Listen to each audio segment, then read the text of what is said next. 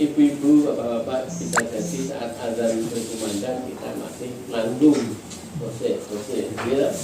Atau posisinya kita segera tinggalkan mendatangi panggilan itu untuk mengerjakannya. Nah, itu panggilan pertama masih leluasa seseorang punya alternatif, namanya free will, kebebasan bersikap. Yang semua itu ada konsekuensinya Bapak Ibu. Posisi yang kedua adalah panggilan yang bersyarat, yaitu panggilan yang sifatnya syarat dan ketentuan berlaku. Panggilan wajib, suka dan tidak suka, itu pasti harus menghadiri. Ketika apa? Israel sudah menjadi. Jadi harap aku wah kurang pantas, orang esok semua pantas.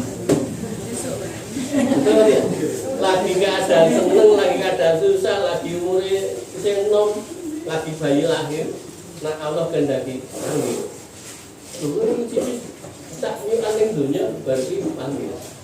Tidak ada. Dulu nafsin dan kodul mau. Berarti itu 3 panggilan. Nah itu semua rangkaian dalam bentuknya rukun Islam yang pertama tadi apa Pak? Syahadat. La ilaha illallah tadi syahadat. Rukun yang terakhir apa Bapak Ibu? Haji.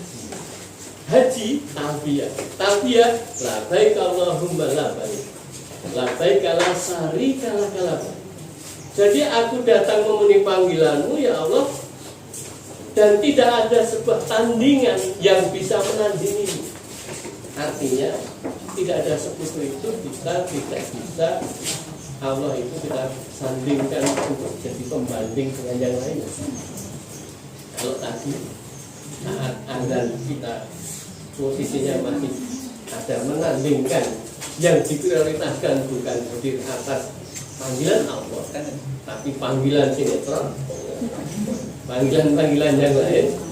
Kalau ini panggilannya ini nanti mau nggak mau, kalau nggak la ilaha illallah orang husnul khotimah. Yang namanya haji, talbiyah kita itu adalah akidah. Dan akidah itu dalam bentuknya harus membentuk sebuah karakter bagi kita. Kenapa karakter? Karena yang namanya panggilan Allah ketika sudah jatuh tempo, itu posisi manusia dimatikan Allah dalam keadaan di mana kebiasaan apa. Lihat, karakter itu ditentukan oleh kebiasaan kita. Karakter itu apa? Buat engineering of karakter. Karakter itu adalah profil kita. Profil itu adalah sesuatu yang sudah masuk wilayah unconscious, di wilayah non kesadaran. Bapak Ibu, saya bicara ini tangannya kan juga ada ini. Ini bukan sadar loh ini.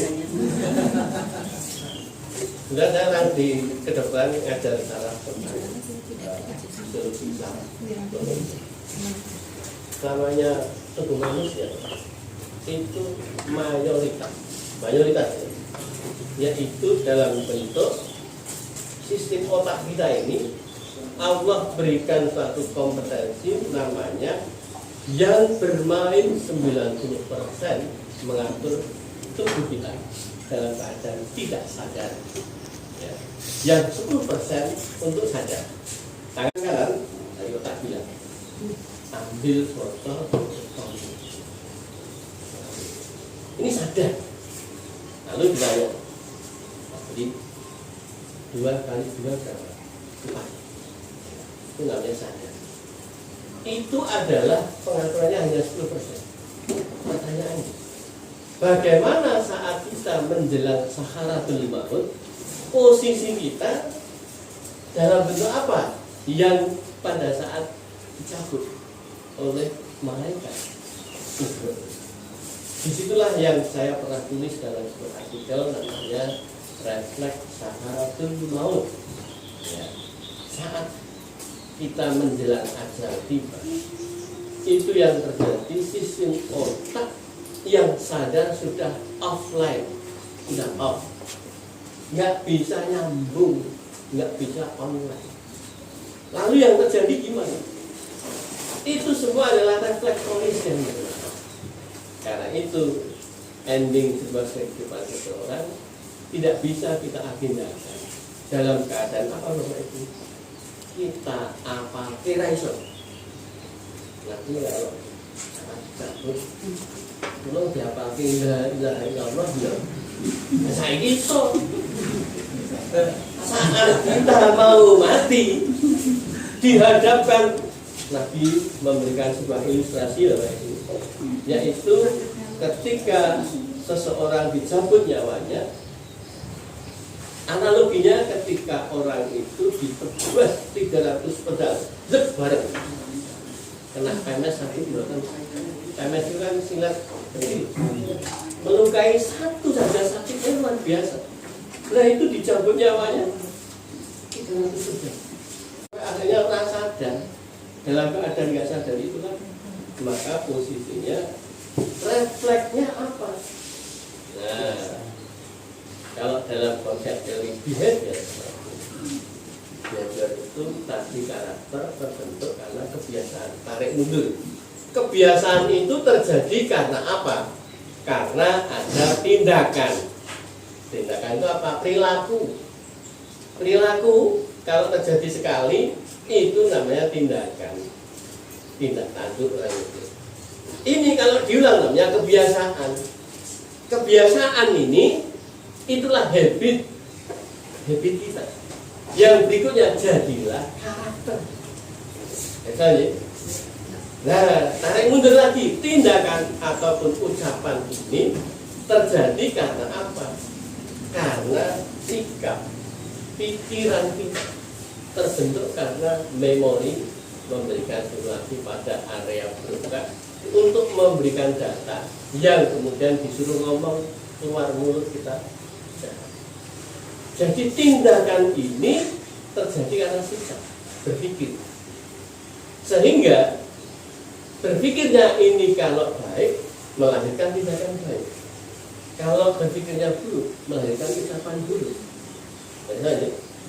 Jadi kalau saya kejeduk dengkulnya meja, maka yang muncul astagfirullah karena terjadi kebiasaan mulut ngomong. Tapi kalau saya biasa misu, kejeduk mesti heli gugup. Nggak bisa direka-reka, rekayasa nggak bisa. Kenapa sebabnya? Karena posisi kita refleks unconscious, tidak terjadi bisa saja. Apa itu? Pikiran kita. Kenapa pikiran bisa baik? Karena pikiran dirangsang bisa menghasilkan pemikiran yang baik karena perasaannya yang baik. Perasaannya apa? Hati, kol. Itulah yang membuat kita mendrive kita, mengendarai kita. Dulu waktu pada saat kanasik saya selalu menyampaikan jasad jasmani ini adalah kendaraan besar. Jiwa adalah sebagai drivernya. Jadi nyawa kita ini hanya sebagai sumber untuk urut hidup. Sehingga kalau terjadi saya ini ngomong apa, bertindak apa, ini yang nanti posisinya dimintakan pertanggungjawaban. Yang bicara memang mulut, yang berbicara memang tubuh fisik, tetapi yang nyuruh bicara siapa? Ya. Bapak Ibu, eksekutor tindakan kejahatan dilakukan oleh seseorang. Pertanyaannya, yang dihukum oleh pengadilan eksekutor di lapangan atau desainernya, intelektualnya, aktor intelektualnya? Pasti antara intelektualnya, aktornya itulah yang terberat. Betul tidak? Desainnya adalah hati kita. Jadi hati itulah yang harus mempertanggungjawabkan secara penuh, karena dia yang mendrive kita. Maka Bapak Ibu, pentingnya kita agar jiwa ini jadi baik, perlu materi peta diri menuju akhir husnul khotimah. Nah, Bapak Ibu jamaah rahimahullah, maka saya mengatakan kepada Ibu, hidup ini adalah safar. Kemarin haji kita berangkat itu safar. Dan hidup kita itu adalah safar. Safarnya apa Bapak Ibu? Inna lillahi wa inna ilaihi raji'un. Dari Allah kembali menuju Allah. Jadi kita itu hadir di dunia ini bagian dari jurung apa itu proses tamasya ke dunia. Nah, disitulah perjalanan ini kalau kita mau kemana dan sebagainya itu pasti harus jelas tujuannya. Seperti aplikasi Gojek, Maxim, Grab, itu semua sistemnya dibuat ketika kita mau mengeklik mau kemana, pertanyaannya Anda mau kemana? Pertanyaan awal. Coba itu nggak diisi, kira-kira dilayani nggak? Tidak. Atau Bapak Ibu keliru mengisikannya. Keliru mau kemana? Di posisi dijemput di mana itu. Sehingga maksud Ibu menuliskan itu tujuan kemana itu ternyata saya sekarang ada di pendopo moderator. Ini yang terjadi, saya nanti diarahkan ke sini, padahal saya sudah di sini. Tidak mau bingung. Nah, jadi itulah seringkali hidup manusia itu orang tidak ngeh bahwa hidup itu harus paham tentang tujuan hidup. Harusnya Bapak Ibu. Ibu-ibu, Allah sudah membuat sebuah panduan. Tujuan hidup kita itu adalah wa ma khalaqtul jinna wal insa illa liya'budun. Tidak, kata Allah, tidak aku ciptakan jin dan manusia kecuali untuk ibadah. Ya, jadi hanya untuk ibadah.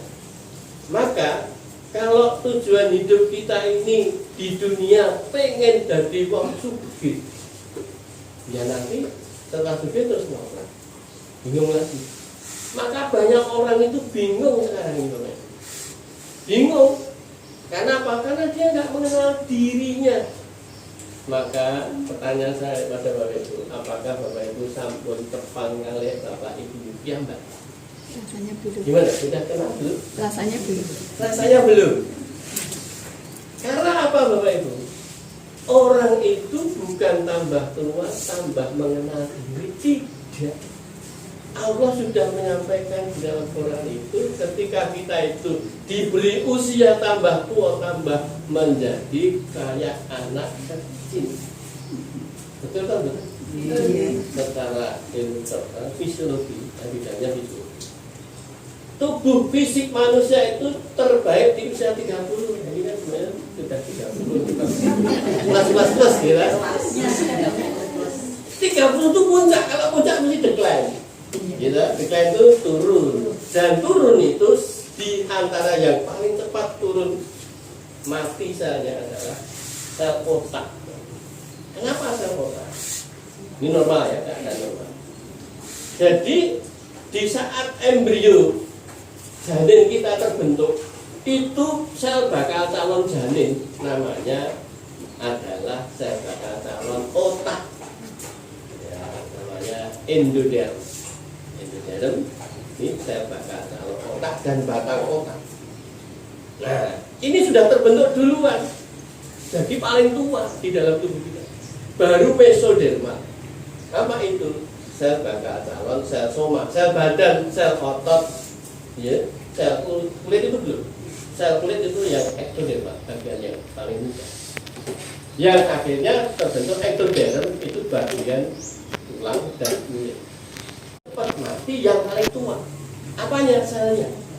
Bapak Ibu di usia 30 plus 1 hari itu mati 1 selnya, mati 1 selnya. Makanya Bapak Ibu 40 usianya, ya, makanya termasuk ototnya nanti 35 itu otot, maka sudah bahaya sekali kalau Bapak Ibu olahraga waton, olahraga mengkarpe seneng. Kenapa? Futsal, ya. badmintonnya. Di usaha-usaha itu insya Allah cepat game over. Kenapa? Ototnya tidak kuat lagi untuk kontraksi, tidak elastik, jantung yang tidak kuat. Maka jangan olahraga itu menurut keinginan, tapi lihatlah, kenali man arafa nafsahu faqad arafa rabbahu. Barang siapa mengenal dirinya, sungguh kita mengenal Allah, mengenal Tuhannya. Nah kalau kita nggak kenal diri, hanya tadi orang sudah ngambil itu, kita ingin futsal, ya, nanti bisa berangkat pamit, pulang bisa diambil ambilnya. Nah ini, tapi kalau nak mau dikandani ya enggak. Nah ini seneng-seneng kalau seneng ini malah lali. Maka hati-hati Pak, 3K. K yang pertama kesenangan, K yang kedua kenikmatan, K yang ketiga adalah kenyamanan. Itu wis marahi lali. Marahi kaya guru Jawa di pangku mak lepek.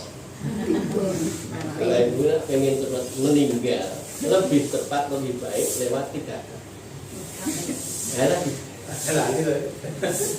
Penuhi dan terus menikmati dan terus menyamani apa itu sing disenangi. Tadi saya ngobrol dengan Pak Nur Sahid. Itu tadi cerita kalau punya latar belakang penyakit ini loh masuk makan menurut keinginan kita. Nah itu game over gitu Pak. Ya. Maka dari itu Bapak Ibu sama Rasulullah, maka kenalilah itu siapa. Nah, Bapak Ibu kalau mengatakan aku sudah kenal dengan aku, dicek, kita assessment.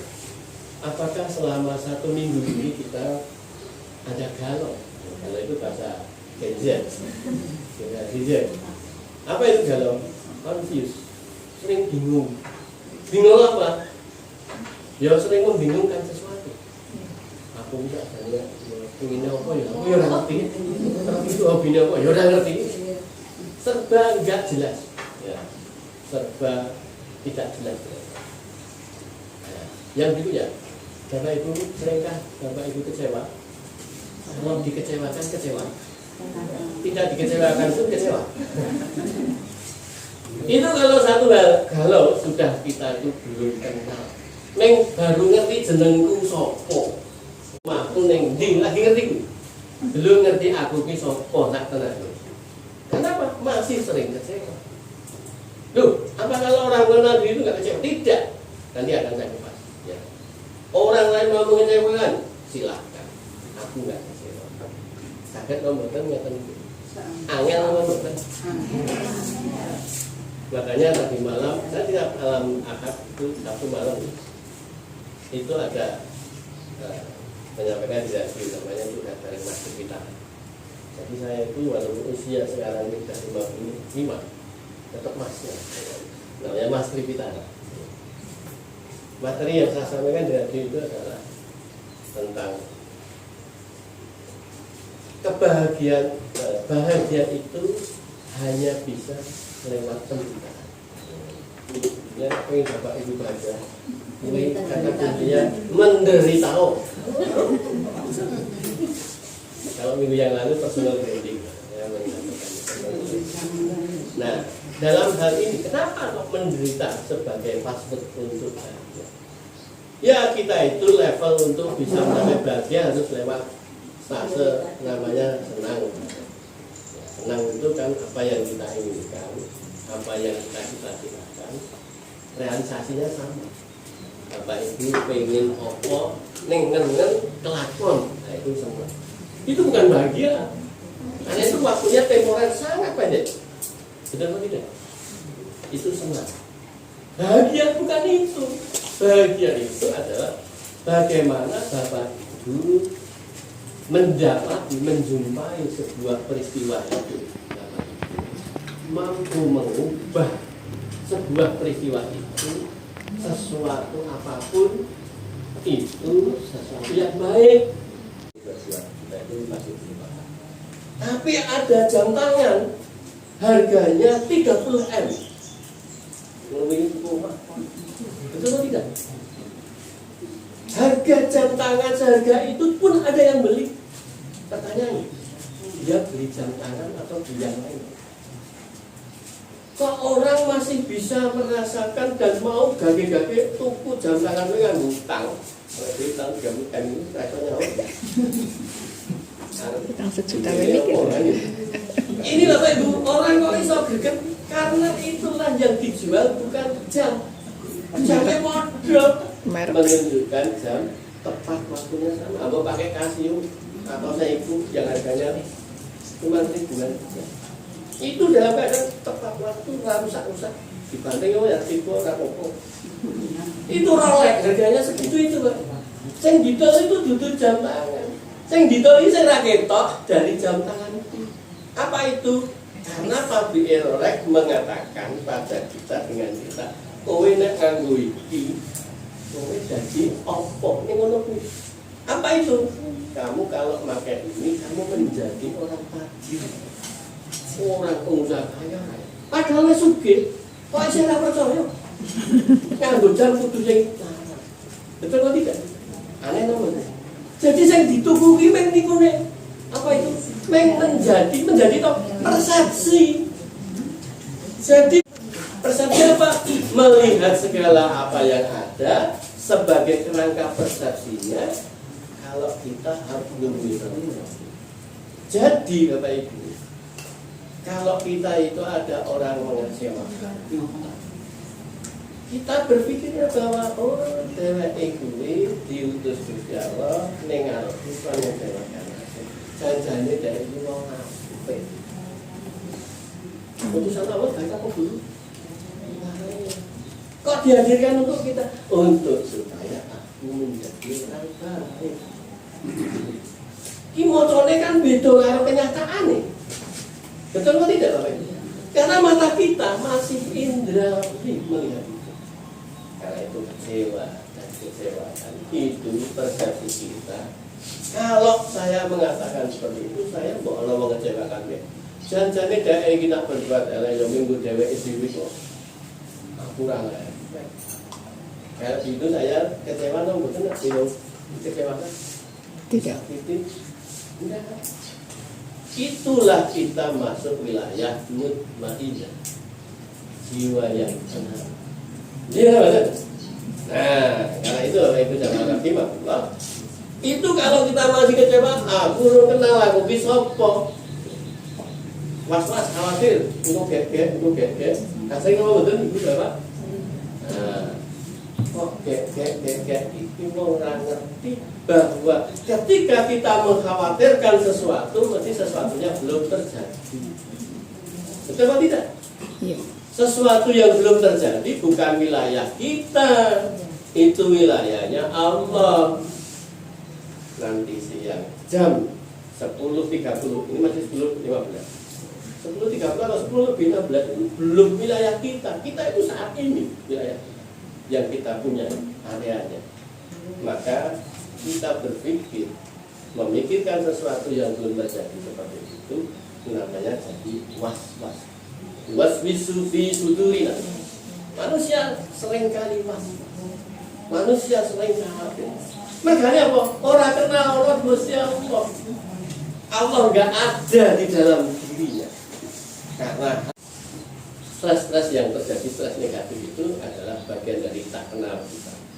Nah, lalu apa akibatnya kalau kita itu tak kenal? Kita nggak mengenal kita, maka kita perilakunya hanya menurut persepsi, prediksi kita sendiri. Otak kita ini garbage in, garbage out. Masuknya sampah, keluarnya sampah. Saya diinstal untuk hal yang baik, keluar ucapannya baik. Saya diinstal misah-misah, keluar saya misah-misah. Betul betul. Jadi kita ini kayak program komputer kita. Sehingga posisi seperti itu kita oleh Allah dikatakan mulia, kita nggak tahu. Sambung misalnya, Bapak Ibu tepat sambung ini. Mangat ini. Tentang sambung itu. Bukan mambu, sambung. Sambung itu jenderal bintang 2. Apa bedanya kalian polisi nggak nih? Beda ceritanya. Cerita hidupnya beda. Nah, Sambo itu yang sudah reputasinya karirnya bagus, masih muda sudah bintang, gitu. Dan bintangnya tidak hanya satu. Posisinya orang itu yang diberi amanah untuk ngurusi karir nulis properti dalam posisi apa? Untuk human resource-nya, manusia di kepolisian. Lah kok dia itu ora ngerti dek iki sapa? Harusnya kan orang mulia. Robert Williams, seorang aktor sing gawene lucu, komedian dari Hollywood, kaya raya begitu. Tapi hidupnya diakhiri suul khotimah, bunuh diri. Bapak itu tukang di Houston. Nah, dia nyanyiannya itu oktavnya 7 oktav tingginya. Artinya kondisi orang yang seperti itu matinya over. Michael Jackson, gimana? Nah, di saat sekarang ini malah tambah di Indonesia karena bunuh diri banyak meninggal dibandingkan tahun-tahun sebelumnya. Kenapa? Generasi Gen Z. Apa sebabnya? Karena orang nyebut generasi strawberry. Strawberry itu mekruk sampai pertama bandui layu gosok lapuk. Kenapa? Karena dipenak-penak. Tadi huruf Jawa itu loh. Hidupnya orang Gen Z itu cuma selebar HP. Sering menangani orang-orang yang stres, depresi, bahkan mau dicoba bunuh dan kalau sudah bunuh diri bukan wilayah saya. Itu terjadi. Mahasiswa lompat, betul nggak tidak? Akhir-akhir ini luar biasa, banyak orang itu berjasa. Padahal hanya perkaranya sepele. Maka itu orang-orang yang tak mengenal dirinya itu. Nah, setelah itu yang berikutnya yang kita sampaikan, mari Pak Nur Said itu bukan dari Klaten, ini rumah lahirnya di Klaten. Gimana Pak Nur? Saya ini bukan aslinya di Jogja, numpang lahir di Jogja. Asli kita semua adalah surga. Kenapa aslinya di surga? Karena surga itu posisinya adalah aslinya tiap kita, bukan karena kita turunan Nabi Adam. Jelas Nabi Adam itu adalah nenek moyang kita yang pertama sebagai manusia yang Allah ciptakan. Tapi bukan karena kotak katut kita. Masing-masing kita adalah dari surga. Bagaimana kita? Karena pada saat di dalam diri kita ini kan ada 3 komponen ya, namanya jiwa, roh, dan fisik jasad jasmani kita. Kita ini namanya jasad fisik memang Allah ciptakan dari tanah, bumi. Lalu jiwa dan roh kita itu dari surga. Apa dasar referensinya? Allah menyampaikan kepada kita semuanya. Pada saat kita ada di area di Lombok, di situ kita berupa file kayak ini dipanggil. Jiwa dan roh saya dipanggil, hey Titara please come here. Maka kita datang. Alas biro. Bukankah aku ini Tuhan? Begitu kayak bukan saat dipanggil Daniel ini. Ditanya oleh Allah begitu kayak bukan? Tidak kok. Quran yang mengatakan itu Allah yang ditolakkan. Kita bisa jawab, qalu bala syahid. Betul ya Allah, Engkau adalah Tuhan. Kami sebagai saksi. Bayangkan itu. Lalu kita disuruh masuk ke janin kita. Itu janinmu itu di kitara. Oh janin kono. Kita nggak bisa milih. Jadi hidup ini adalah hanya taat apa yang Allah perintahkan, tidak untuk yang lain. Betul tidak?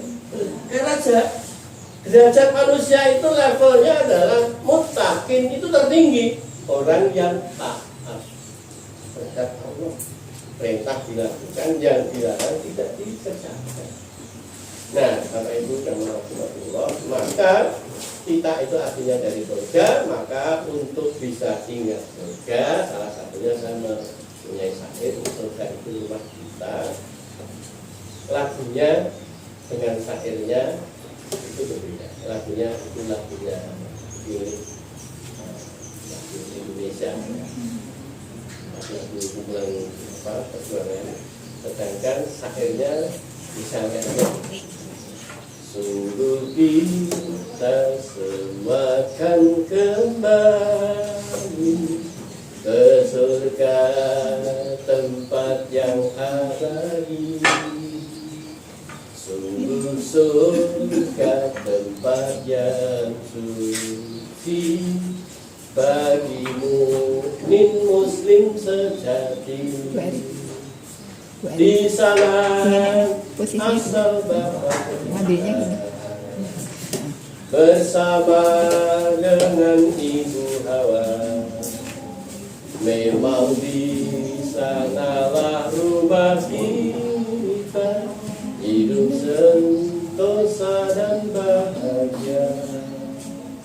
Kepada Allah kita dengan ikhlas sepenuh hati, jagalah iman dan amal soleh hanya untuk ilahi Rabbi. Syair ini menegaskan pada kita, sungguh kita itu akan kembali. Ini nasib dan kotor. Bapak Ibu sampun besok jadwal agenda kematian kita kapan? Jam dinten apa? Saat ngapain? Tidak ada yang pernah dibocorkan dan bisa membocorkan. Hanya Allah yang punya pasti. Karena itu sadarlah bahwa kita pasti kembali mengawai dewi niki, saat niki sapa sing dhisik. Enggak tahu. Tinggal waiting list. List Allah tinggal nanti Israel datang ke list ke surga tempat yang abadi. Maka Bapak Ibu, kita di pendopo ini hanya sesaat. Nanti saat samonipun rampung bida kondur masing-masing. Lalu ke tempat yang nanti abadi, maka abadi akhirat itu nak ning surga ya abadi, ning gone neraka ya abadi. Ya. Sungguh surga niku tempat suci. Makanya Bapak Ibu, awake dhewe niki exercise, latihan napa niku toharoh. Kan di sini bahwa surga itu hidup di surga itu sentosa dan bahagia. Jadi bahagia itu tempatnya di akhirat itu surga. Surga hanya khusus orang-orang bahagia. Nah kalau awake dhewe ning dunya menderita itu sebenarnya orang pantas masuk surga. Lu kok iso?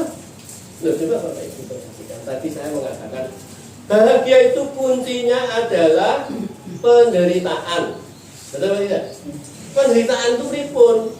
Karena awake dhewe poso, Bapak Ibu itu sebetulnya poso itu menyenangkan atau menderitakan? Ya menyenangkan. Jujur, menyenangkan itu nak persepsi Bapak yang sudah alhamdulillahnya baik. Aslinya, realitanya, data fisik wong kuwi nak poso kenger. Lemes. Nggih mboten lemes. Wong barang entuk halal ora entuk. Repot apa? Itu menderita.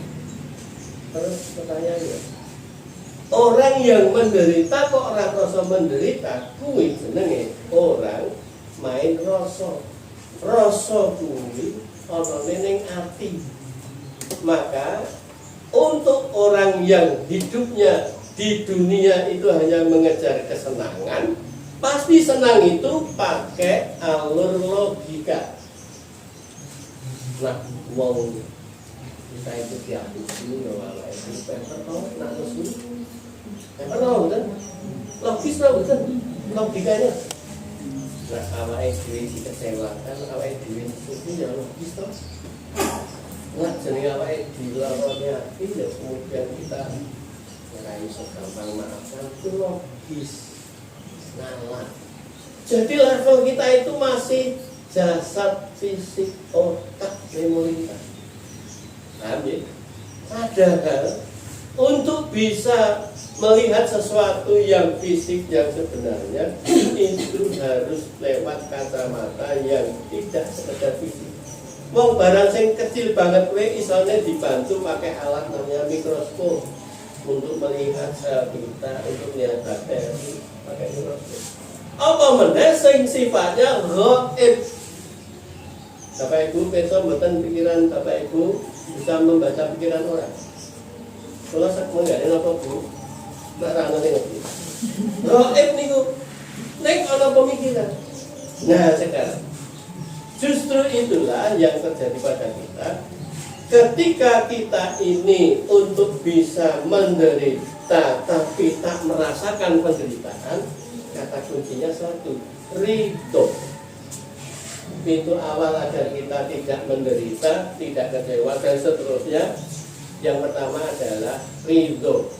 Hampir apa mboten ridho? Walaupun jenenge Ridho Ahmad, itu iso ridho. Nggih, Pak. Nah, jadi ridho itu accept, menerima. Awake dhewe dikecewakan kok ora iso nampa. Iki wis tak kaya api-apian. Sing dhek itu tak suruh kok iso ya iku lho. Nah, ya aku tersinggung. Nah, aku masuk ya member kok. Bener nggak kalimat ini? Logis. Karena mainnya logika. Ini hati-hati. Karena ini logika. Maka kalau main logika itu seperti itu. Makanya logika pakainya iman, yakin ke Allah. Makanya bukan di sini tapi di sini. Terus gimana? Kalau ridho orang itu levelnya bisa naik menjadi pemaaf alias sabar. Jadi apa kan? Wong iso sabar kuwi lagi iso syukur. Syukur niku napa? Syukur itu berterima kasih terhadap apa yang Allah karuniakan pada kita. Lalu kita mengoptimalkan yang Allah karuniakan. Makanya kita ini seringkali ada orang mengatakan syukur kuwi nggo sing barang sing kepenak. Entuk apa disyukuri, untuk apa ning sing apik-apik. Nggih mboten? Padahal syukur ngeten iki levelnya paling rendah. Syukur yang tertinggi adalah ketika kita diberi apa oleh Allah yang kita lihat kayaknya akan menyenangkan, itu waktu kemotak, di apa-apa nggak nyaman, tapi kita mengatakan itu sesuatu yang kita syukuri. Coba, Bapak Ibu bangun tidur, kita ini bisa lihat, lalu tahu apa yang kita lihat. Itu nikmat apa betul? Nikmat apa betul? Tidak.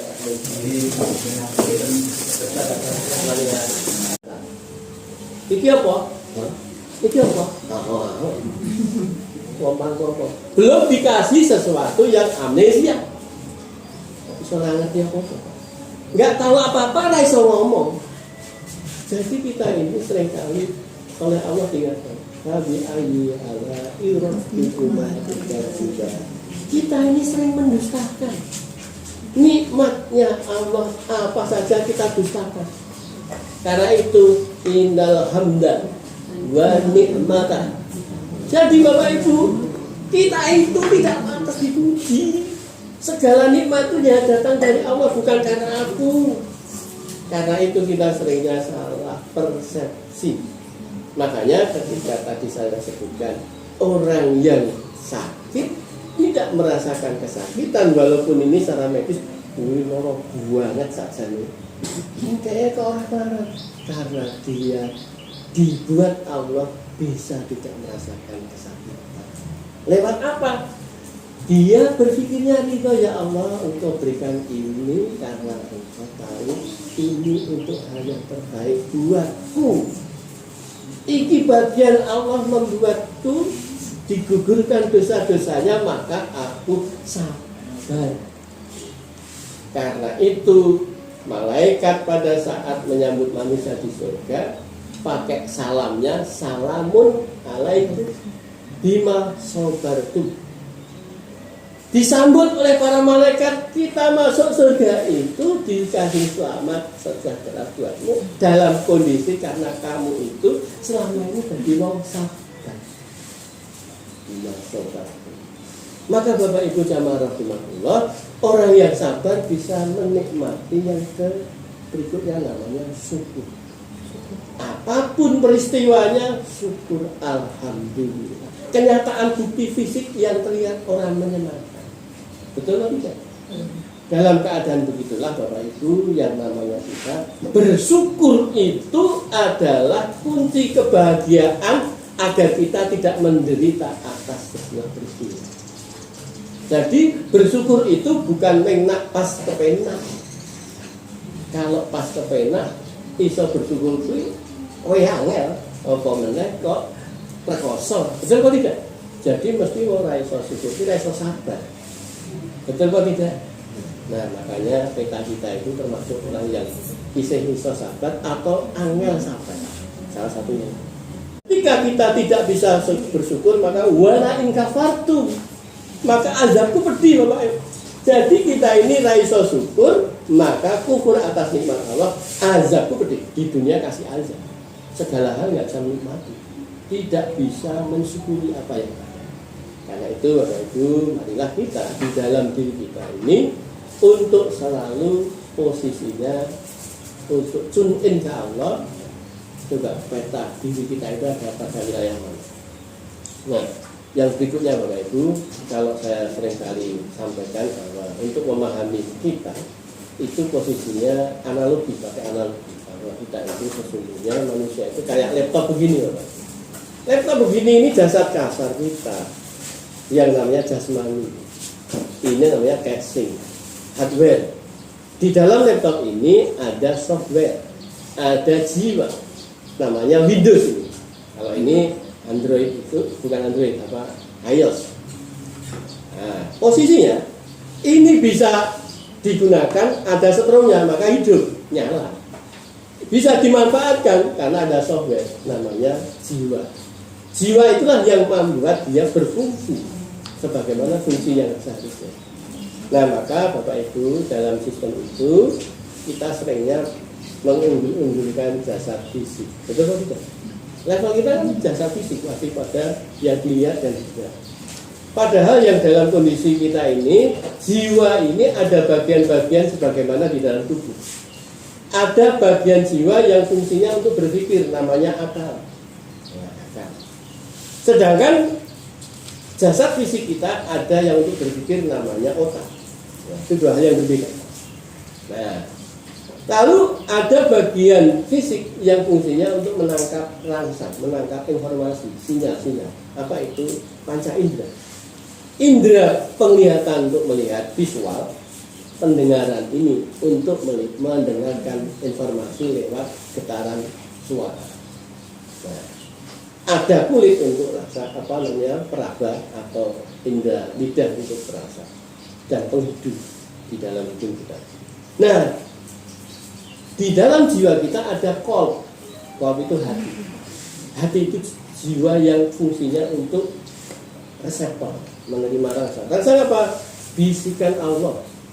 Jadi Allah itu membisikkan kita dalam asmaul husnanya di dalam hati kita. Karena itu orang banyak menyebut dashboard area.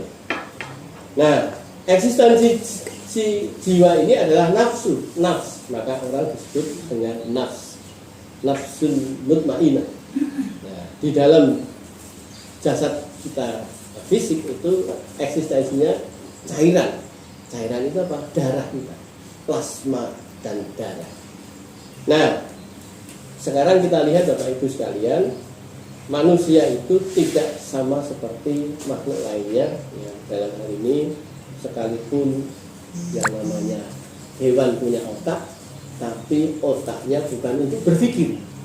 Dia hanya pusat pengaturan di dalam perilaku hewan yang menggunakan insting, bukan menggunakan jiwa.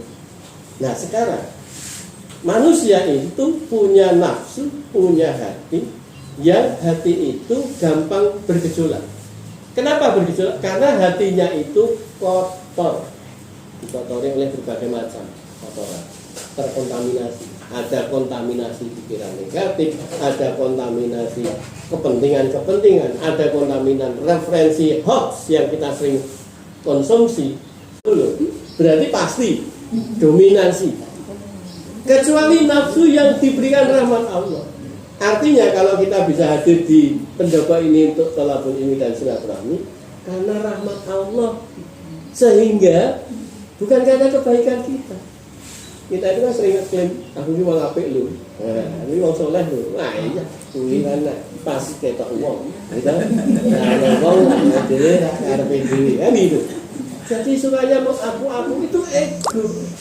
Makanya Bapak Ibu, dominasi itulah yang kadang menyebabkan eksistensi Allah kita delete.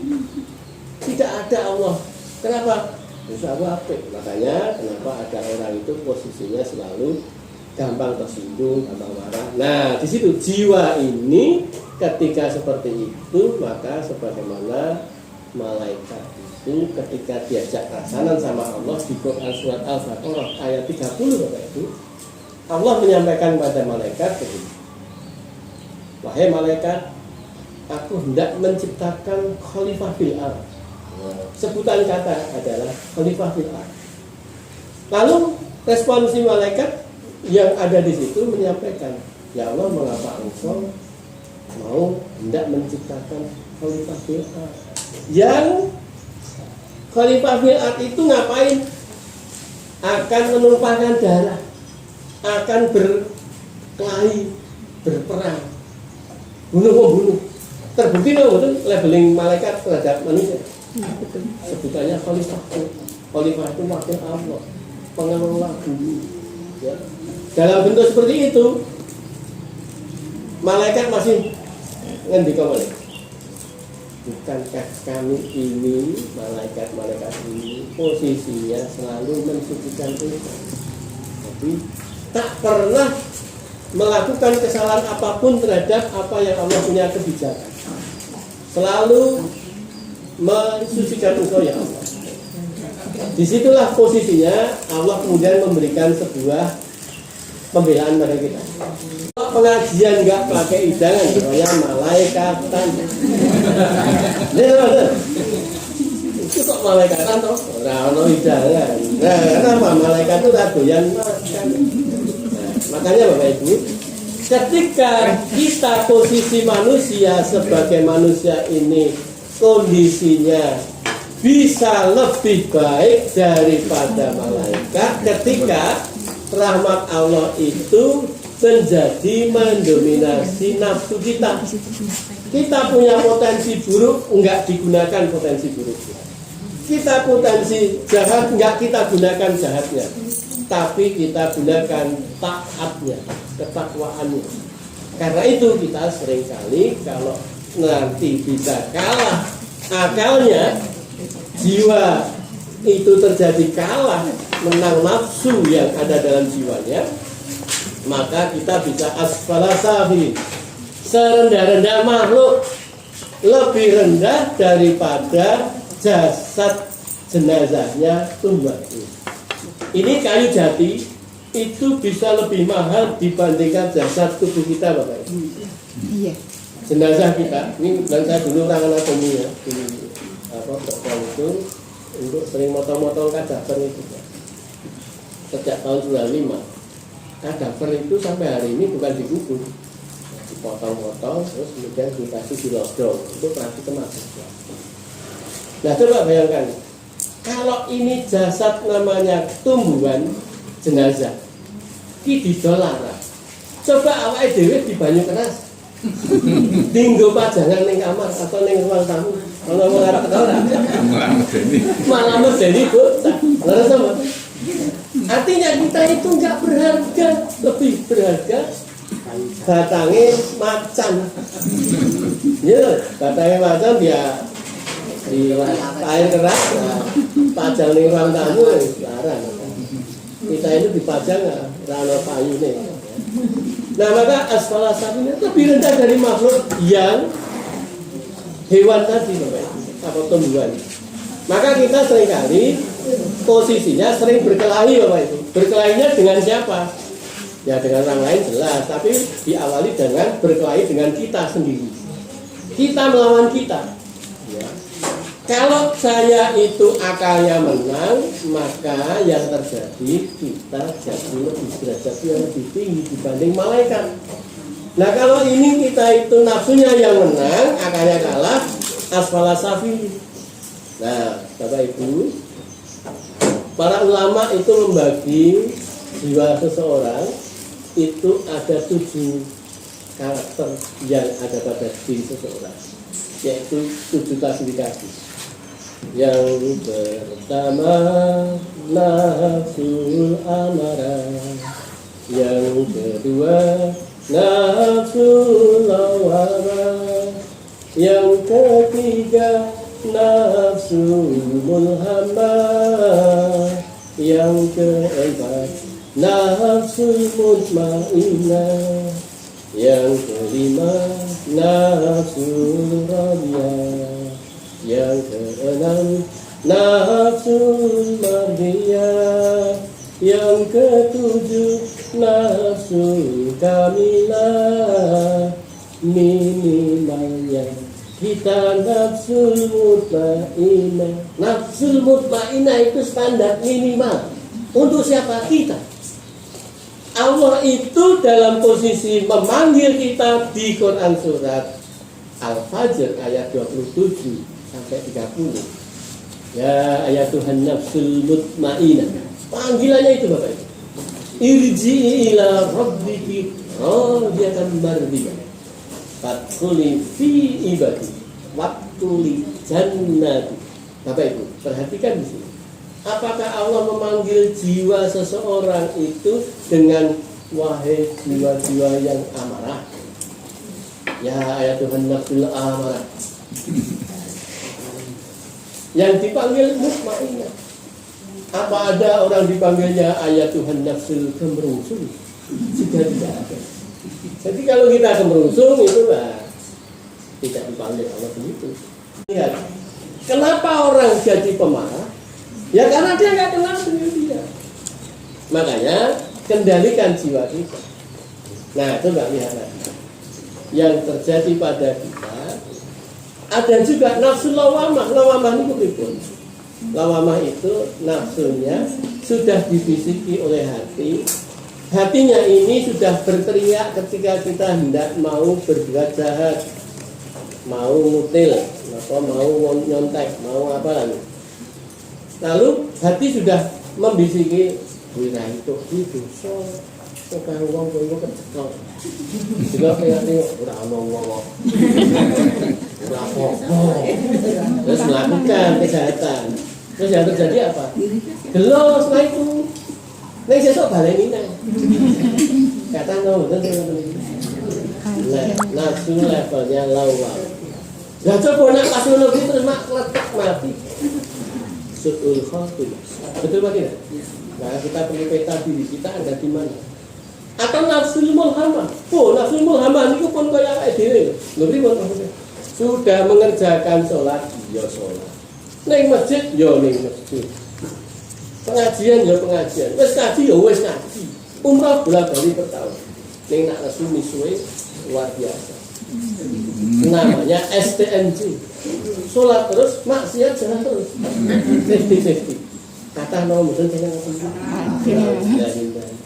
coba kalau kita masuk level itu, lalu kemudian Israel datang menyampaikan kepada kita, yuk, Bali, ini pun lihat jawab. Oh, aku sih mulai Pak Daya Korea, saya pun mantas, bisa mengambil kesimpulan. Aku kuwi ketemu sapa wae wong kuwi adalah wong apik. Orang berjasa besar buat saya. Sudah terjadi belum? Secara fisik kita belum bertemu. Secara face to face kita belum pernah bicara. Tapi secara realita yang gaib tadi dia bisa menghadirkan ini. Betul atau tidak? Jadi kenapa kita dengan orang lain itu ketemu, kenal, akhirnya kita cuek, kita nggak menghargai, kita kayak gimana? Betul atau tidak? Itulah namanya mengenal kita itu siapa. Nah, jadi mengenal diri sampai seperti itu. Belum lagi ini dihidangkan kok dalam keadaan pakai gelas ki sing gawe sapa. pabrik sini wong piro. Nggih betul. Terus kok dalam bentuk gelas, ini saya minum berarti lewat mulut. Aku minumnya tidak lewat sonde, lewat itu. Tidak minum lewat itu. Akhirnya alhamdulillah ya Allah, Engkau berikan karunia nikmat atas apapun terhadap saya. Lah kok ini kok isih ngomong aku piung iki paling rekoso. Lah ini lek ngombe sing nganggo iki durung ngombe lewat sonde. Betul apa tidak? Coba pergi ke rumah sakit, lihat ada orang minum harus disonde. Enggak bisa minum. Betul apa tidak? Nabi Ali ala irobbikum. Jadi kalau kita ini melihat dengan tidak hanya sekedar bola mata, tidak hanya mendengar lewat organ-organ kita, maka kita menjadi mutmainah, selalu bersyukur. Di hidupnya di dunia ini kita apapun kondisinya bahagia anytime. Maka saya membuat perusahaan salah satunya di Nafisonakan salah itu ada program namanya bersama Mas Titara bisa bikin bahagia. Bisa bikin bahagia itu ada ngajak yuk kita bahagia. Caranya banyak. Sehingga untuk corporate happiness management, untuk perusahaan agar perusahaan itu karyawannya bahagia. Bahagianya piye? Ada pengelolaannya, ada manajemennya. Tidak main digenjot target, tapi dia menghadapi target akhirnya tetap senang. Nah, jadi bahagia itu yang sesungguhnya adalah orang yang bisa bahagia di atas penderitaan diri, bukan di atas penderitaan orang lain. Itu jenenge wong dolim. Nah, maka itu Bapak Ibu jamaah rahimakumullah, orang kalau sudah mutmainah levelnya naik lagi jadi orang yang selalu ridho, menerima. Kita ridho Allah beri anak, sehingga tidak ada sebuah kata yang dia pikirkan sesuatunya menyedihkan. Yang ada adalah ridho. Allah berikan apa itu. Kalau dia tahu. Nah, akhirnya kita menjadi level yang ke-6 derajatnya. Kalau yang ke-7 itu nafsu kamilah, itu miliknya Nabi dan Rasul. Kita bukan Nabi, bukan Rasul, bukan level kita. Ya, insya Allah Bapak Ibu kita bersama-sama mari sekarang kita ada di area peta mana. Perbaiki mari kita selalu latihan, hidup itu latihan. Sehingga ketika sedang berlatih sampai akhirnya latihan menjadi mutmainah tadi, kok Allah panggil, maka husnul khotimah. Jadi husnul khotimah itu proses kita menuju kebaikan. Jadi posisi ini yang dilihat bukan hasilnya, tapi upaya kita. Hasil itu wilayah Allah, bukan wilayah kita. Maka jangan mempercayai. Tadi malam ada yang tanya ke saya di radio itu, kalau kita ini gimana mendengar sebuah quote yang namanya hasil tak pernah mengkhianati usaha. Itu quote sangat indah dan sesat. Katanya, lu kok sesat? Apakah hasil itu wilayah kita? Coba kita renungkan. Kalau kita ini sudah susah payah berusaha, apakah pasti hasilnya sebagaimana kita bersusah payah dengan jalan yang sudah benar? Contohnya ini, Bapak Ibu maaf kalau ada orang nikah apa mesti punya anak. Pasti punya anak itu adalah sesuatu yang wilayah kita. Berarti orang dikaruniai anak lalu kemudian kita bisa menjudge seseorang. Kowe usaha murung tenanan. Iya, kalau begini. Betul apa tidak? Berapa cuma banyak orang yang sudah sampai akhirnya usahanya pakai metode yang ilmiah, ning hasilnya ilmiah. Loh apa itu? Pakai bayi tabung. Loh bayi tabung ini ilmiah? Iya, ilmiah prosesnya, hasilnya nggak ilmiah. Kenapa soalnya? Dokter manapun itu tidak akan berani mengatakan ini program bayi tabung kita ini dijamin 100% hasilnya pasti jadi. Ada yang ada itu di Indonesia yang terkenal Surabaya. Itu kalau terjadi ada yang begitu, dia nanti akan kena tuntutan banyak orang. Karena itu 50-50, 50% berhasil, 50% gagal. Ilmiah itu 95% signifikan berhasil. Yang 5% gagal, niku ilmiah. Betul atau tidak? Nah itu natural, jadi ya gagal. 50-50, bukan ilmiah. Prosesnya ilmiah, hasilnya bukan wilayah kita. Maka saya punya quote yang menandingi itu. Apa itu? Hasil itu tidak selalu setia dengan usaha kita. Nabi Ibrahim itu dibakar oleh kafir Quraisy, itu sudah dimasukkan ke dalam tungku menyala. Kayu dibakar, posisinya menyala, Nabi Ibrahim di tengah-tengah. Terbakar enggak? Apa kita malah, oh kafir Quraisy ini kurang canggih apinya? Tidak bisa. Siti Hajar lari sofa marwah. Air keluar? Tidak. Yang keluar dari jejak iswatu di tempat yang berbeda. Menghisap kita. Ya, sebelum Allah menghisap, kita hisap kita. Kita ada pada area mana? Yuk kita tingkatkan. Sehingga pada saat meningkat itu jalan ke arah kebaikan inilah. Kalau Allah memanggil, Allah akan menggolongkan kita pada husnul khotimah. Begitu Bapak Ibu, semoga apa yang saya sampaikan bisa kita latih bersama untuk kita amalkan. Alhamdulillah itu kalau ada benar ini ada datang dari Allah. Kalau ada pelaksanaan dari saya mohon maaf. Assalamualaikum warahmatullahi wabarakatuh.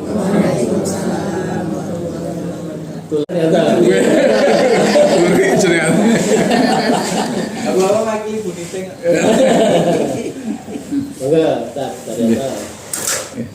Terima kasih kepada Ustaz Bipitara ya, yang sudah menyampaikan wawasannya, dan saya yakin ini kategori Bini Sepuh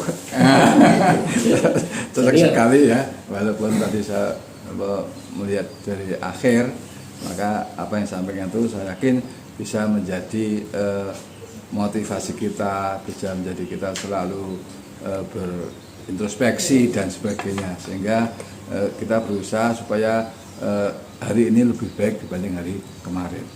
Amin. Baik, Ibu Bapak jamaah rahimakumullah, mungkin ada pertanyaan dari jamaah, saya beri kesempatan ya, monggo Pak Adi. Bismillahirrahmanirrahim wabarakatuh. Sebelum tadi Bapak menjelaskan tentang petak apa ekonomi. Apakah benar bahwa petak itu terbentuk mulai dari janin kita atau dari nol sampai umur 2 tahun? Setelah itu tidak mengalami pertambahan dan bahasa, tapi terjadi pengguguran dan yang pertama. Kemudian yang kedua, Pak tadi juga menerangkan tentang ada 3 hal, yaitu fisik, jiwa, dan roh, nyawa. Nah, kita nanti kalau meninggal itu jasad kita itu. Yang pertanyaan saya, apakah jiwa itu juga tinggal di dunia ini? Yang kemudian yang kita menghadap nanti pada Allah atau diminta pertanggungan jawab kita adalah rohaninya atau juga jiwa. Terima kasih. Dijawab, Pak? Monggo. Baik, Pak Adi. Pak Adi itu bertanya satu, itu berarti sedekah. Kenapa sedekah? Karena Pak Adi bertanya 2 pertanyaan lagi. Ini yang terima jawaban banyak orang. Ya kan berarti sedekah. Tapi kalau saya nggak ditanya nggak akan jawab ini. Begini Bapak Ibu. Jadi yang pertama adalah kita itu tadi sel yang paling cepat dibentuk. Kan kita itu proses embryogenesisnya terjadi ini. Sel sperma ketemu dengan sel ovum, sel telur. Bertemu niki satu sel masing-masing kemudian mengalami pembelahan sel. Namanya mengalami proses pembelahan tadi menjadi embrio. Maka embrio terbentuk kayak bentuk tokolan yang Sambah. itu yang tadi saya sebut. Yang pertama terbentuk adalah endoderm. Endoderm adalah sel bakal calon batang otak dan otak. Medula spinalis pun ada batang otak. Mulai dari di otak. Nah, di situ Bapak, itu yang paling tua. Makanya tadi di usia 30 puncak terbaik fungsinya. Prosesnya itu nanti yang akhirnya mati dimulai dari sel otak. Tanpa dirusak itu sudah rusak. Nah, apalagi dimiliki minuman keras. Apa itu alkohol? Maka akan lebih usianya kematiannya lebih cepat sel otaknya.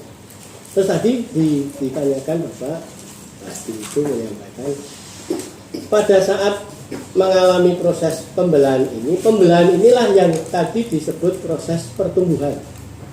What is the meaning of pertumbuhan? Pertumbuhan itu adalah bertambahnya ukuran itu karena bertambahnya jumlah sel. Tadinya satu sel membelah dua menjadi 4 jadi 8 menjadi 16 terus terjadi proliferasi sel.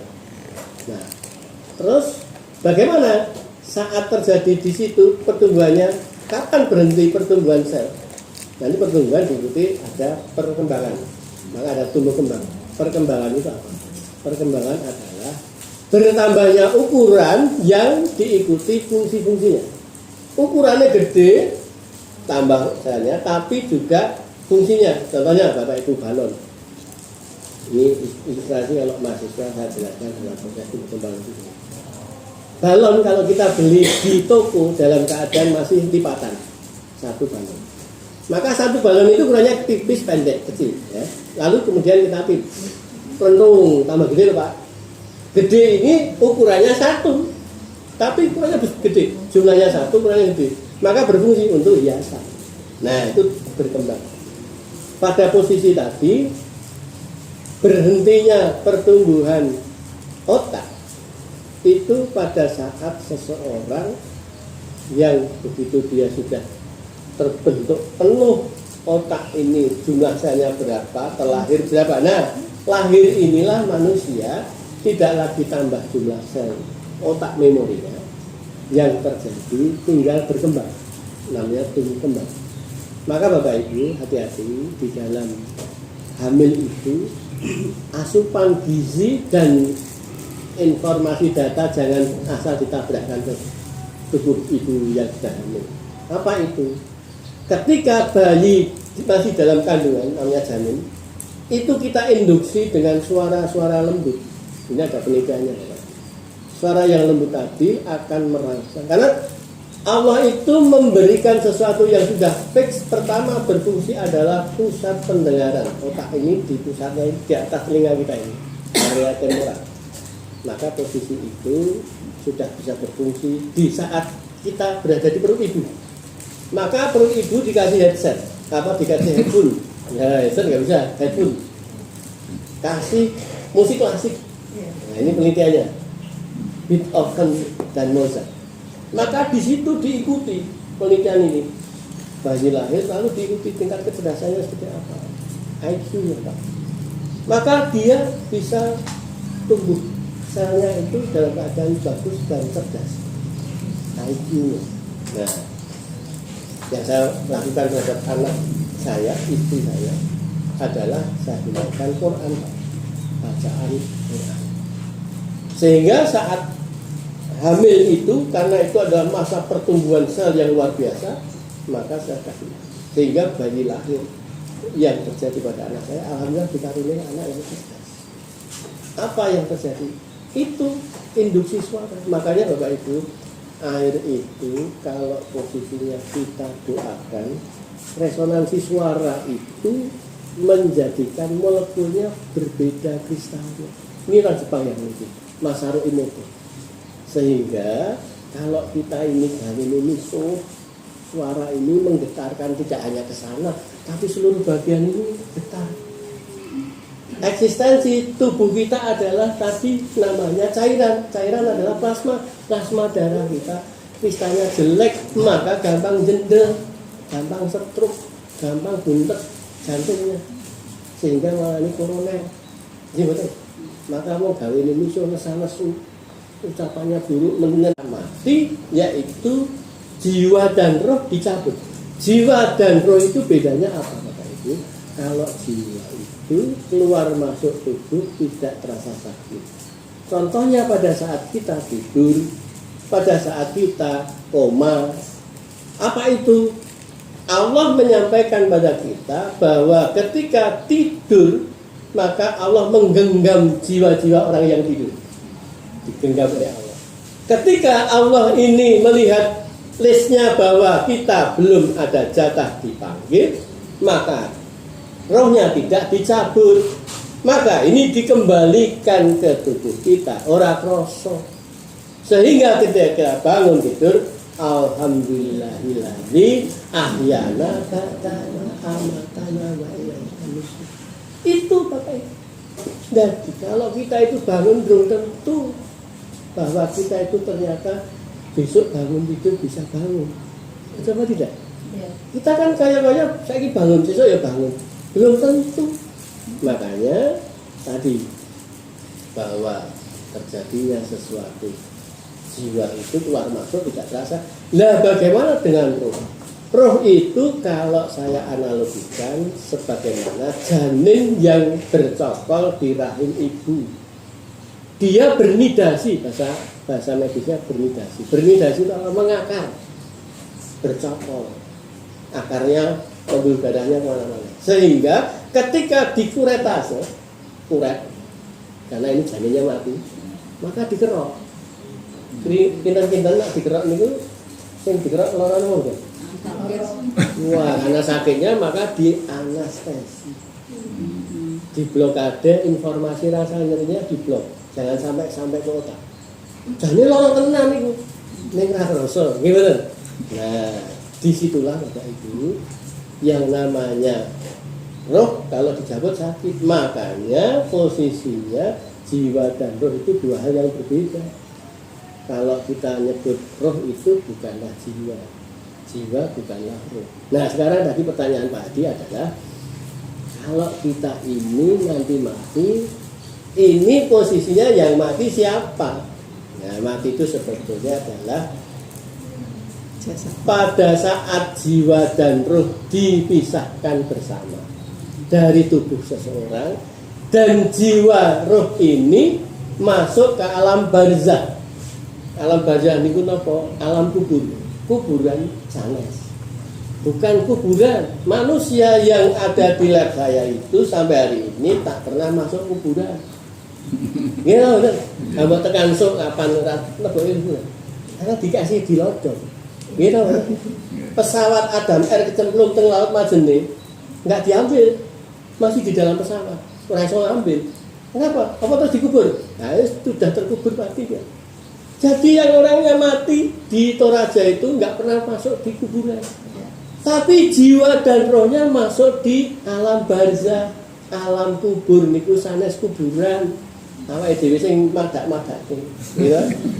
Alam barzah niku napa? Alam di mana itu ada border tembok besar, ya ning bayangin, yang tidak bisa diakses siapapun kecuali Allah.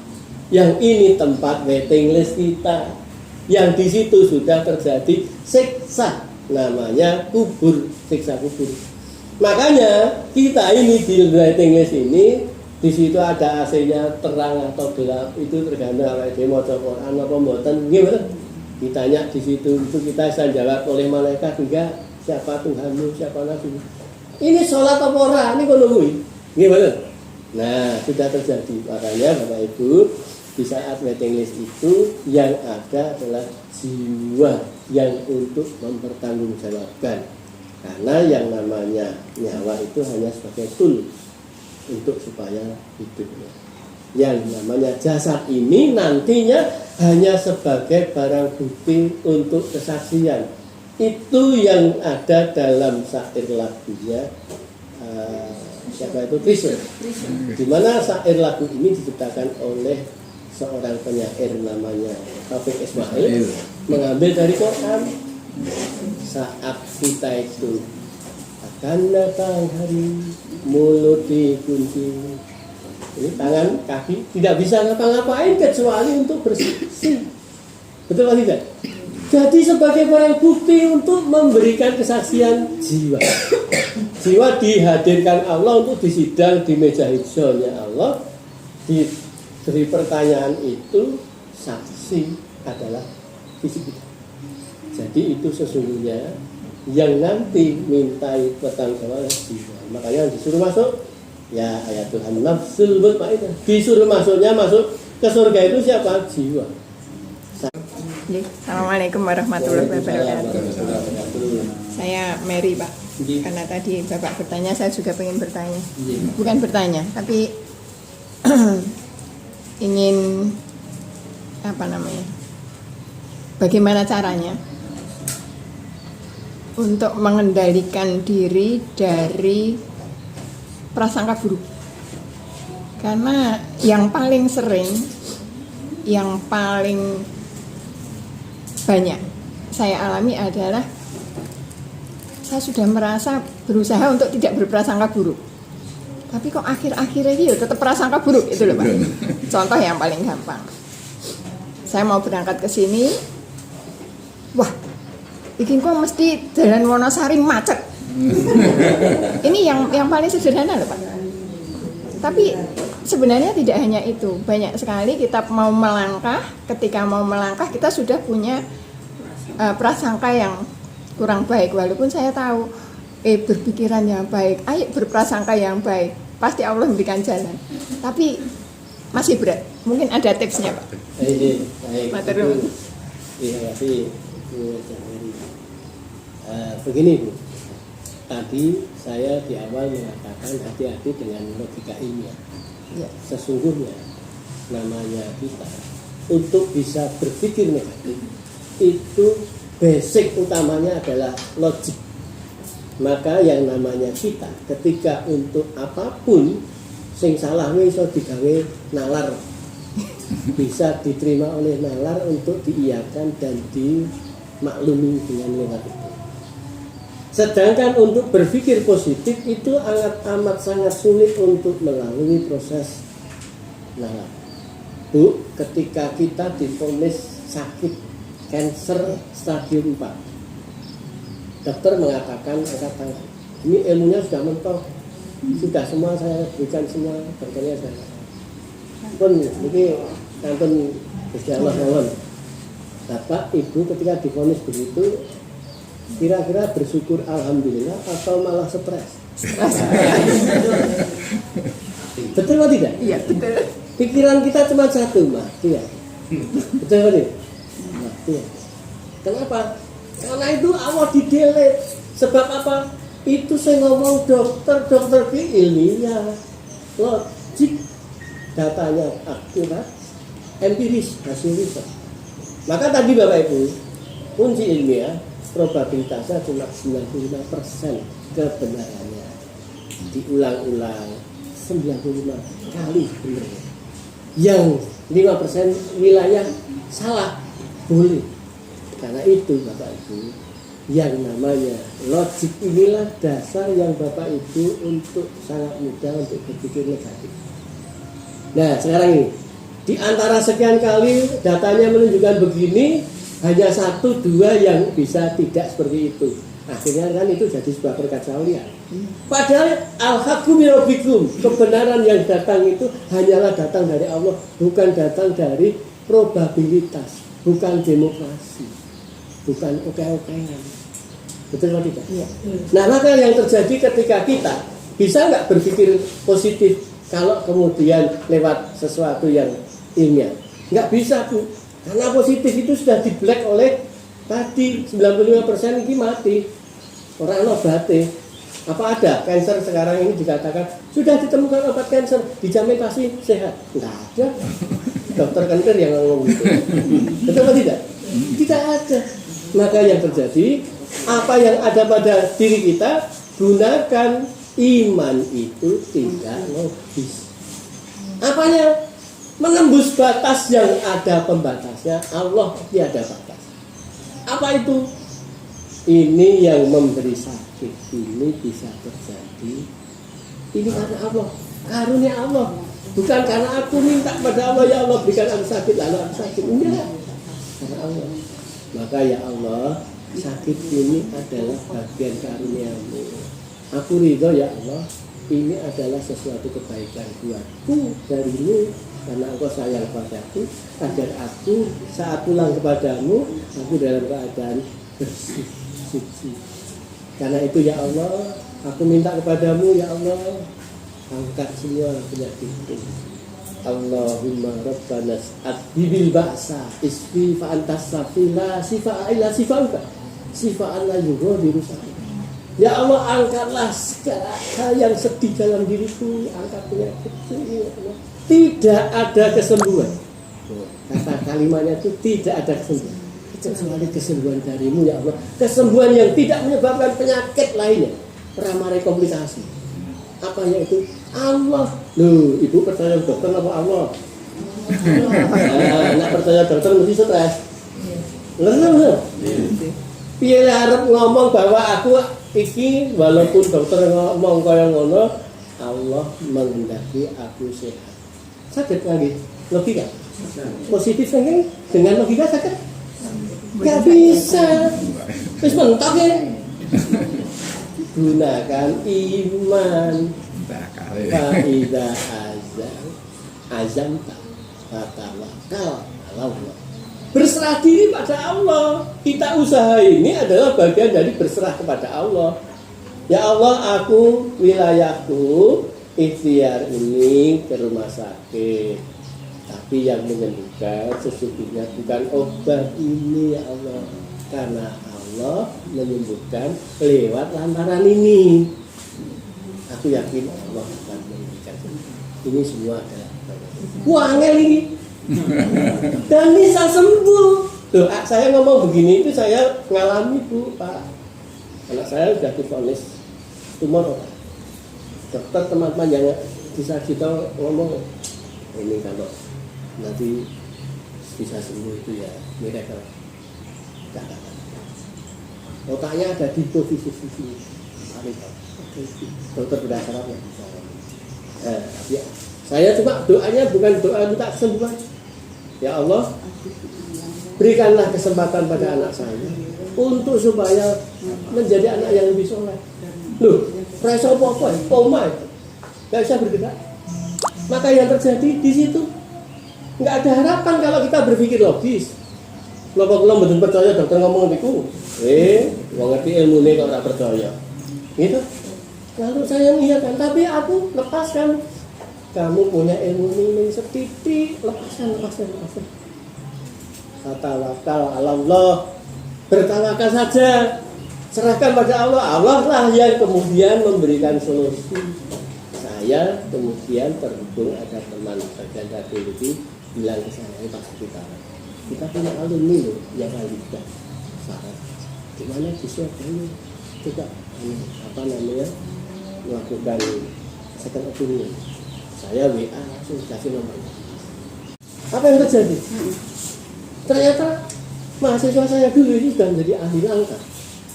Bisa ngoperasi orang lewat batok, lewat hidung. Allah lagi. Dan itu teman-teman sudah mengatakan ini nanti kalau sembuh saya dipikirkan anak ini kuliah minat kono. Tapi saya begitu saat pulang sudah dalam keadaan masih pakai suntik dan sebagainya, apa yang terjadi? Saya berdoa ya Allah, beri kesempatan anak saya untuk bisa selesai dia. Saya doa gitu, istri saya tanya, Mas, anak dewi kamu nih, gimana kamu? Istri saya orangnya sangat logis sekali, tapi saya dongo, coba batasi. Batas memang ada batasnya. Saya Allah nggak ada batasnya, minta sakar dulu. Jangan menurut persepsi kita. Maka saya berdoa. Nah ternyata apa yang dikatakan teman-teman dokter yang menyampaikan itu, ya saya cuma mengiyakan ya, tapi Allah punya kuasa. Yakin aja, orang ya di depannya. Jangan saya ya lagi. Yakin ke Allah, minta ke Allah. Yang terjadi, alhamdulillah bisa selesai. Apa itu? Bisa kuliahnya selesai. Tadinya amnesia, dicuci otaknya hilang semua nih. Memorinya hilang. Namanya ngomong raiso, datanya hilang. Menaik detiknya raiso. Kata ibu, miracle. Allah itu maha tidak logis. Jadi kalau Bapak Ibu mainnya logika, terus berlogika, susah untuk berpositif thinking. Sudah. Ana indandoni abdihi. Allah sebagaimana prasangka hamba-hambanya. Kalau itu anak saya nggak bisa apa-apa, prasangka aku, anakku bisa sehat. Sing liarep ngomong apa, ora apa-apa. Persepsi biarkan pada orang berpersepsi. Saya juga bisa punya persepsi pada Allah. Nyatanya Allah hadirkan dalam keadaan. Makanya Bapak Ibu ketika kita ini diberi seperti itu, ini karunia nikmat Allah. Makanya gini, cara tips kita agar menjadi orang yang bisa husnuzon, maka lepaskan segala sesuatu dengan tidak apa-apa dipikir pakai logis. Kalau kita masih kuat logis, yang paling repot itu orang akademisi Bapak Ibu. Saya itu akademisi, orang di dunia akademik selalu terpola begitu. Apalagi bidang saya itu fisiologi, patofisiologi, perjalanan itu penyakit. Yang terjadi ini nak ini dari ini terjadi lutut. Ini kalau dicapnya terus ketakutan kita.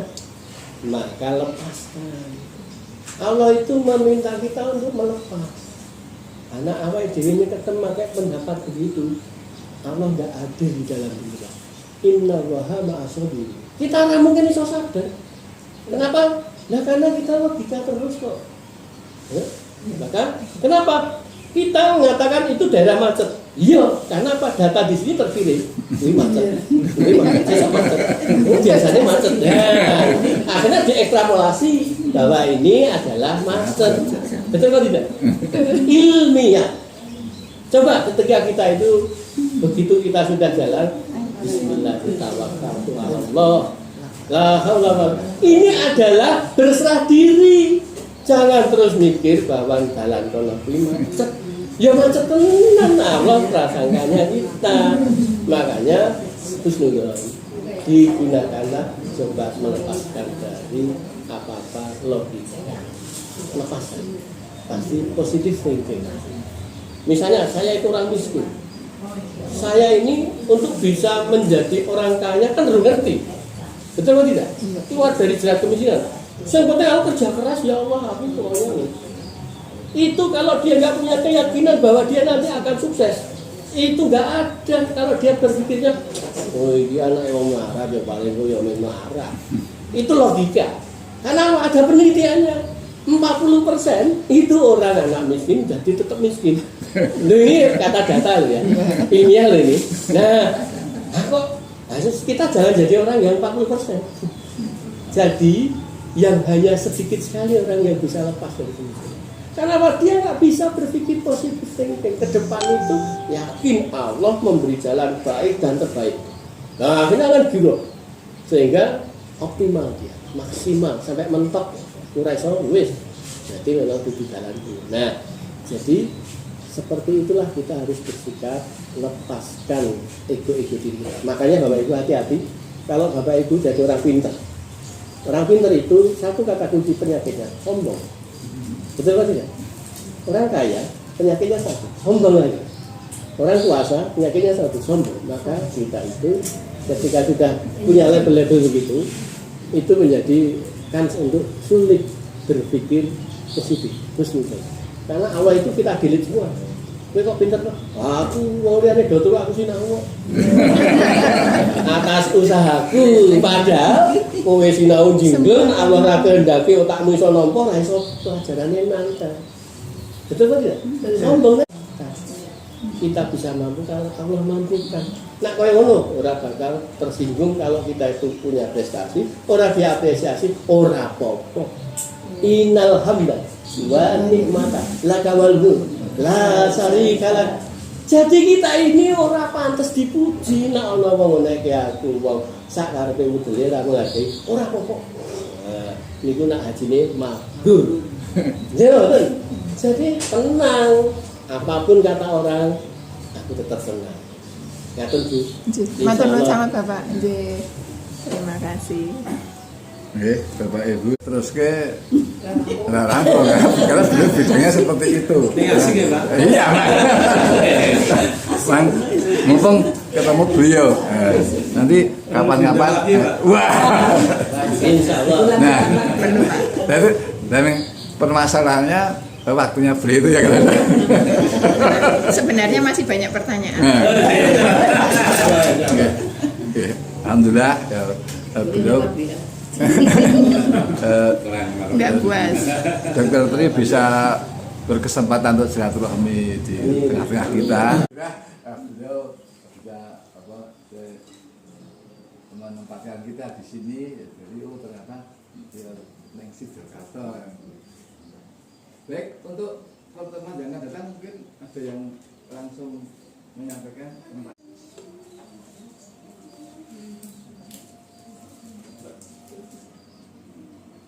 Belum? Atau nanti WA saya kalau Pak tahu. Ini demikian Bapak Ibu yang berhormati, ada hal yang tidak mohon maaf, malah pertemuan siang hari ini kita itu dengan Pak Masih.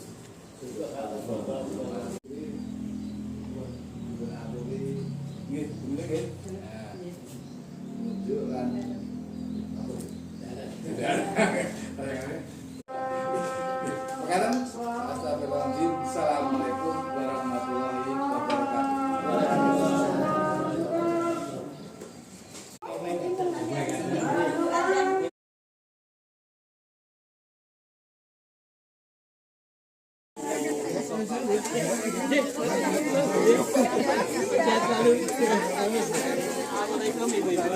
Waalaikumsalam.